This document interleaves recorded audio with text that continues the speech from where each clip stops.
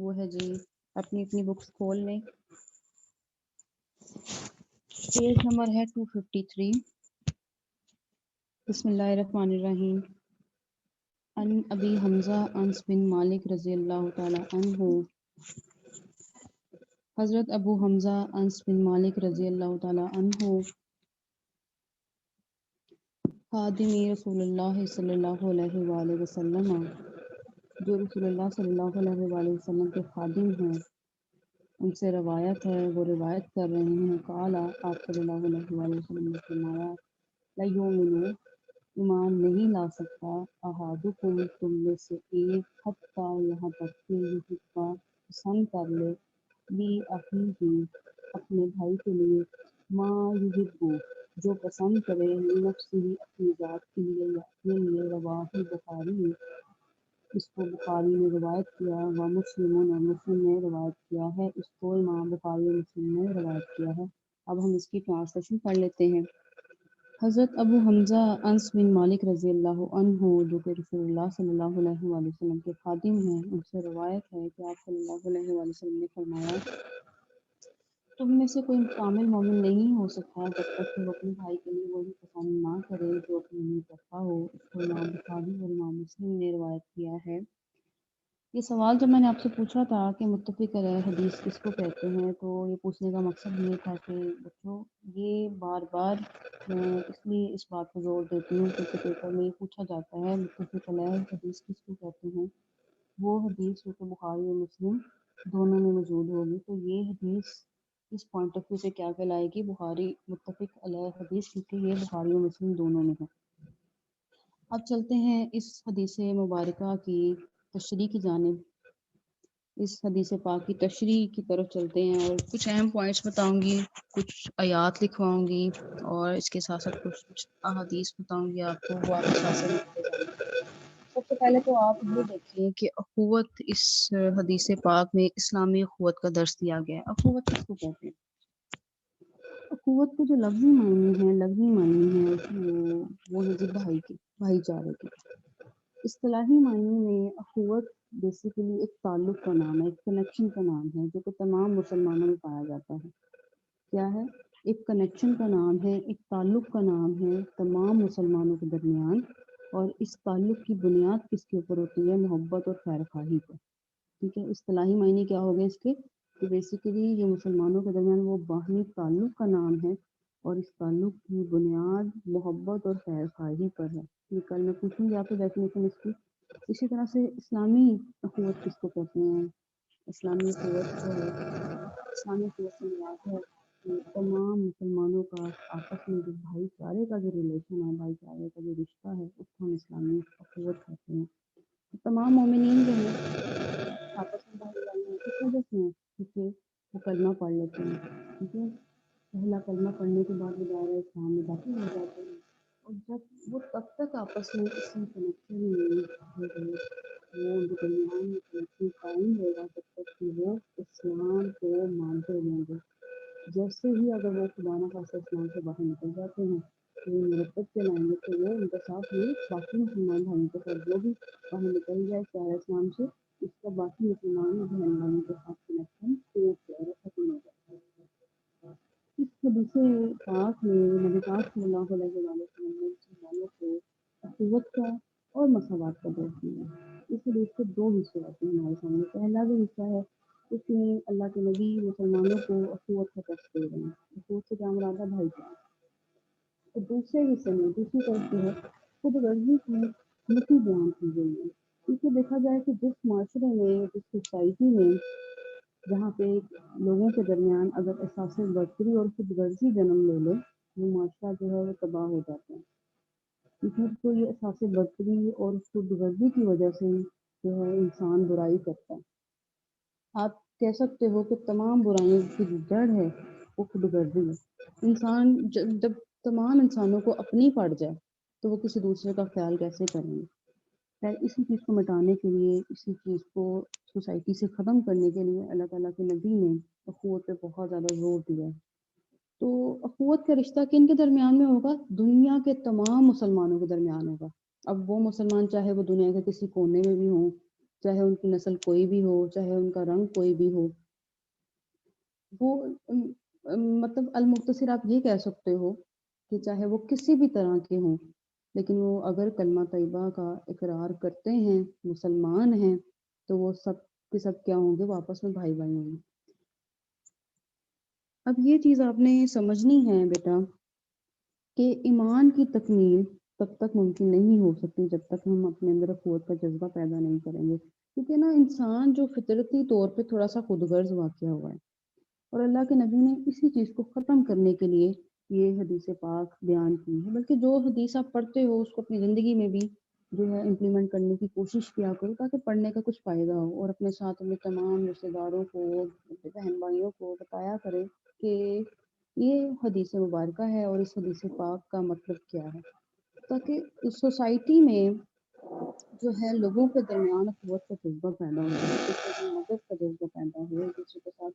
کیونکہ کیا ہوتا ہے بیسیکلی انسان اپنے لیے تو اچھی چیز لے لیتا ہے، لیکن کبھی دوسرے کے لیے جو چیز لینی ہے تو وہ اچھی نہیں لیتا.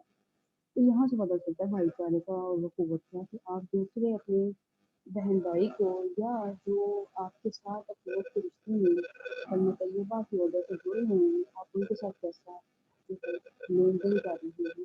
اس چیز سے پتہ چلتا ہے کہ آپ کس شخصیت کے مانیں. اپنے اندر اخوت کا جذبہ پیدا کریں. اخوت کی مثالیں ہماری تاریخ جو ہے، ہماری اسلامی ہسٹری اخوت کی مثالوں سے بھری پڑی ہے. جیسے غزوہ تبوک میں ہم نے پڑھا ہوا ہے، اس کی مثال ہمیں وہاں دیکھنے کو ملی کہ جب پیاس لگی تھی، وہ زخمی حالت میں تھے، جب ہمیں پانی پلایا جانے لگا تو کہا کہ نہیں، مجھے نہیں، دوسرا بھی لینا چاہیے. تو وہاں پہ ہے اس کو جا کے پانی پلائی، وہ زیادہ پیاس ہے، اس کو پیاس لگی ہے. اسی طرح سے جب وہ دوسرے صحابی کے پاس پہنچے تو انہوں نے کہا کہ نہیں، جو تیسرا صحابی ہے ان کے پاس چلے گا پانی لے کر. تو یہ ہوتا ہے قوت کا جذبہ. تو ہماری ہسٹری جو ہے اس طرح سے بھائی چارے کے واقعات سے بھری ہوئی ہے. تو اللہ تعالیٰ نے اس کائنات کے نظام کو اور معاشرے کو اس طریقے سے چلانے کے لیے حقوق، یعنی کچھ لوگوں کے جو حقوق ہیں کچھ پہ فرض کر دیے ہیں. یعنی جو ایک کا جو فرض ہوگا وہ دوسرے کا حق ہوگا.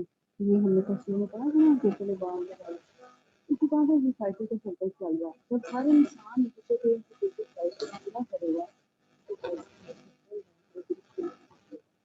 لیکن جہاں پہ اگر انسان یہ سوچنے کی جائے میری ذات ہے، تو پھر وہ سوسائٹی کا سرکل نہیں چلتا.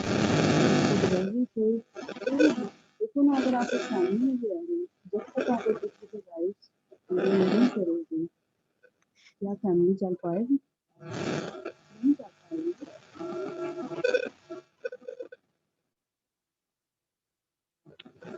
میم صحیح طرح سے آواز نہیں آ رہی. Okay okay.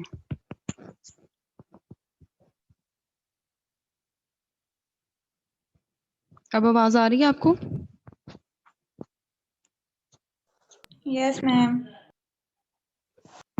ایکچولی جو مائک ہے وہ تھوڑا سا، ہم کیا ڈسکس کر رہے تھے کہ جب آپ ایک فیملی میں رہتے ہو، فیملی میں رہتے ہوئے بھی آپ لوگ اگر ایک دوسرے کے فرائض یا ایک دوسرے کے حقوق پورے نہیں کرو گے، کیسے فیملی کا سسٹم چلے گا؟ تو اسی طرح سے جو سوسائٹی ہے، پوری کی پوری سوسائٹی وہ فیملیز سے مل کے بنتی ہے. اور جہاں پہ آپ اپنی فیملی کے باہر بھی لوگوں کے رائٹس پورے کرو گے، حقوق پورے کرو گے، ان کے ساتھ اچھا برتاؤ کرو گے، بھائی چارے کا جذبہ رکھو گے، تو سوسائٹی کا نظام بڑا اسموتھلی چلے گا، بڑا اچھے طریقے سے وہ سرکل سارا چلے گا. جہاں پہ آپ خود غرضی اختیار کر لو گے، وہ پھر آپ کہہ لیں کہ خود غرضی جو ہے وہ زہر قاتل ثابت ہوتی ہے. اسلامی اخوت جو ہے معاشرے میں توازن قائم رکھنے کے لیے بہت ضروری ہے. خود غرضی کسی بھی معاشرے کے لیے زہر قاتل ثابت ہو سکتی ہے. اس لیے مومن کبھی بھی خود غرض نہیں ہو سکتا. اللہ کے نبی فرماتے ہیں مومن کبھی بھی خود غرض نہیں ہو سکتا. اس کے ساتھ ساتھ اگر آپ دیکھو تو بہت ساری احادیث ہیں قرآن کے تناظر میں بھی ہیں. کچھ آیات لکھوا دیتی ہوں آپ کو. اللہ تعالیٰ قرآن مجید میں ارشاد فرماتے ہیں، سورہ حجرات کی آیت ہے، سب مسلمان آپس میں بھائی بھائی ہیں.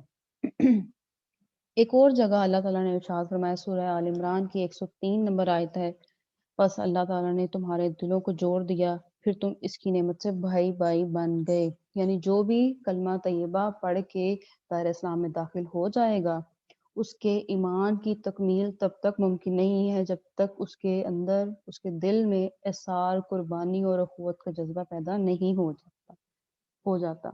ایمان کی تکمیل تبھی ہوگی جب آپ دوسرے مسلمان بھائی جو آپ کے ساتھ کنیکٹڈ ہیں، آپ ان کا بھی خیال کریں گے، اپنے لیے جو چیز پسند کر رہے ہیں ان کے لیے بھی وہی کریں گے، ٹھیک ہے۔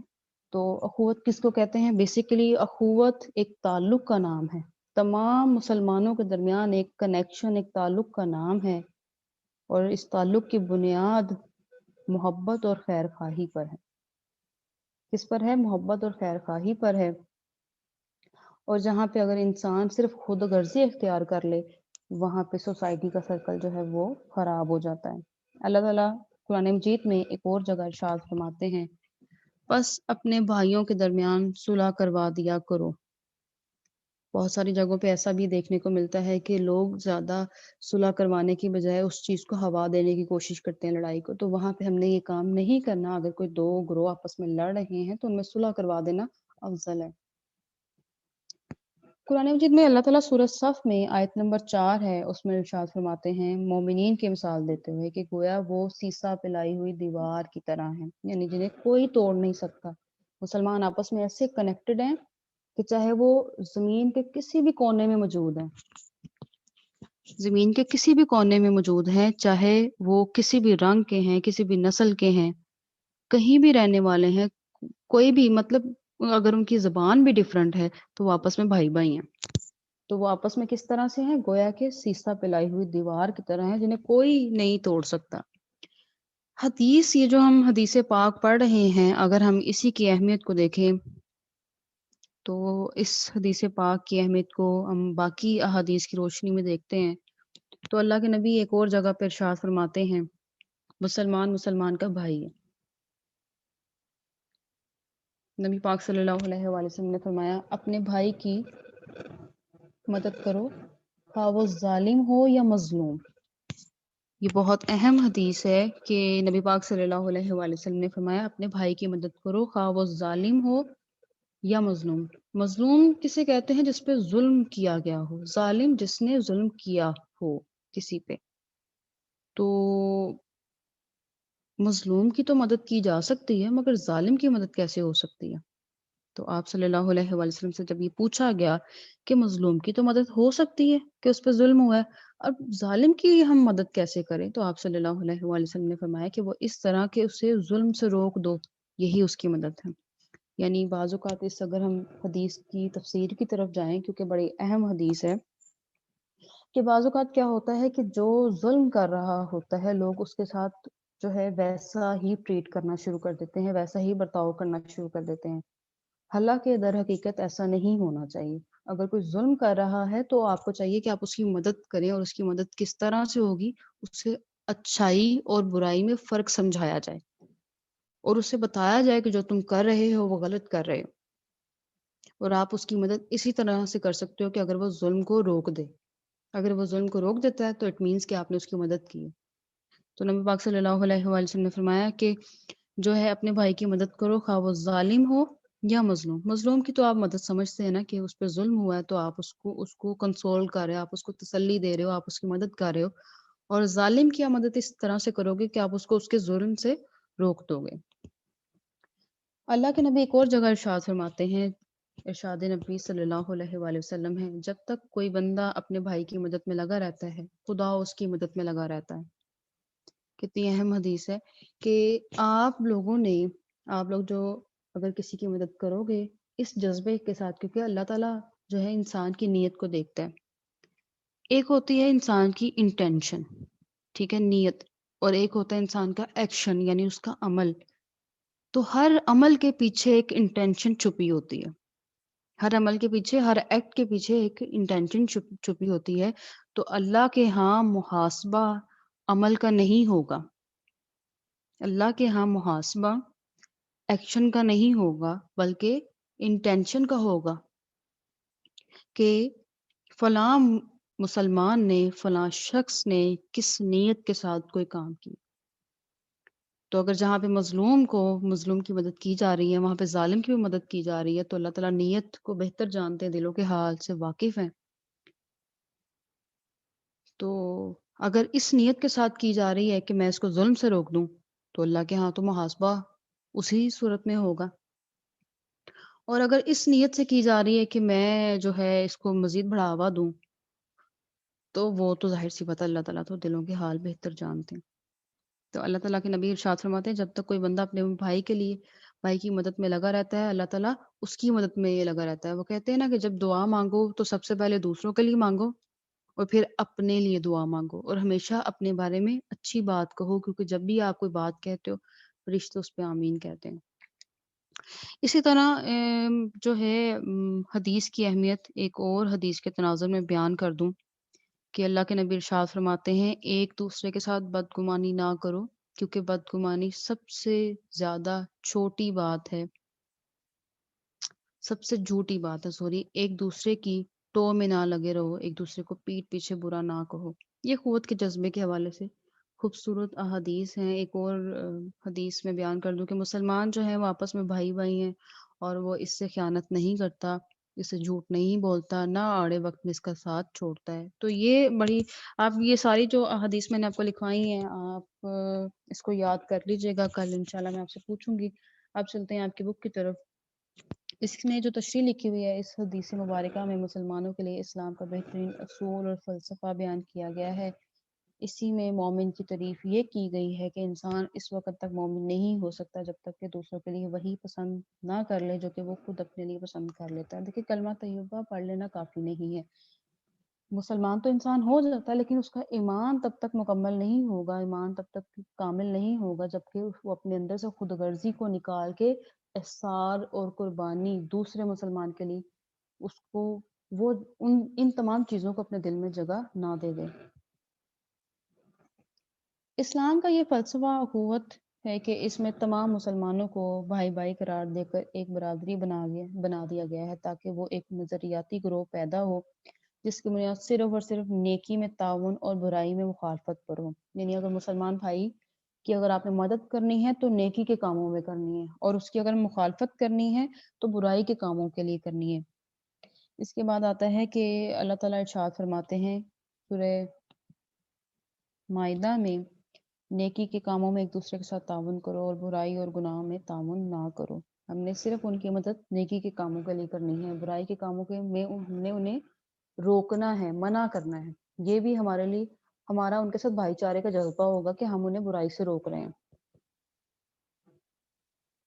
کیونکہ جب انسان کسی کو برائی سے نہیں روکتا، چاہے وہ اس کا دوست ہے، چاہے وہ اس کا بھائی ہے، چاہے اس کی بہن ہے، اسے اگر برائی سے نہیں روکتا تو فور دا ٹائم بینگ اگر دیکھا جائے تو وہی کام خود بھی ریپیٹ کرتا ہے۔ اس لیے اسلام میں جو ہے نیکی کا حکم دینے اور برائی سے منع کرنے کی تاکید کی گئی ہے۔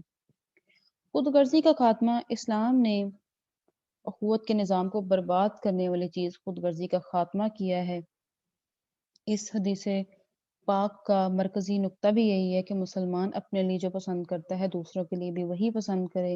انسان چونکہ بالعموم خود غرض واقعہ ہوا ہے اور اس کی بنیاد پر اپنے لیے تو اچھی چیز پسند کر لیتا ہے اور دوسروں کے لیے ہمیشہ ناکارہ چیزیں پسند کرتا ہے، یعنی وہ جو چیزیں اس کو اچھی نہیں لگتی وہ دوسروں کو دے دیتا ہے۔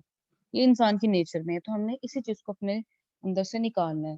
اس لیے نبی پاک صلی اللہ علیہ وسلم نے اس خود غرضی کے علاج کے لیے فرمایا ہے کہ مسلمان وہ ہے جو دوسروں کے لیے وہی پسند کرتا ہے جو اپنے لیے پسند کرتا ہے۔